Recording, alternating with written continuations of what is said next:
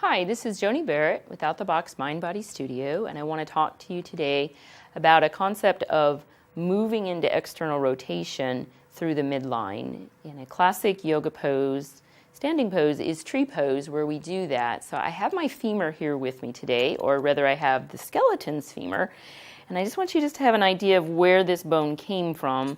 So this is his pelvis, and then the head of the femur just sits into this socket called the acetabulum. So I'm just going to take that out there and put it onto my body.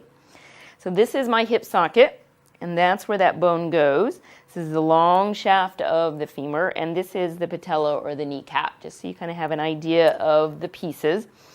And so most of us think of our hips as being out here. That's this little bony part here. But actually the hip itself, the socket, is on the front of the body. So because it's on the front of the body, you can access more mobility or movement through the midline instead of out to the side. So a lot of times I will see my students come into tree pose and they will lift the leg and turn it out. And when they do that, this head of the femur is going to be pushed this direction. So there's not a lot of mobility there whenever you do that.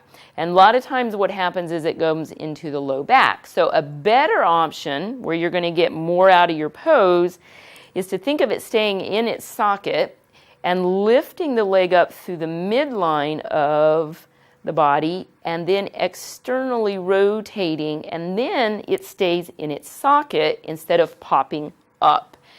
And then when you come back, you just do it in reverse, and that allows that head of the femur to stay in its socket, and it allows you to use the muscles of the legs and the hips to be able to get into the pose, which is what we're really wanting.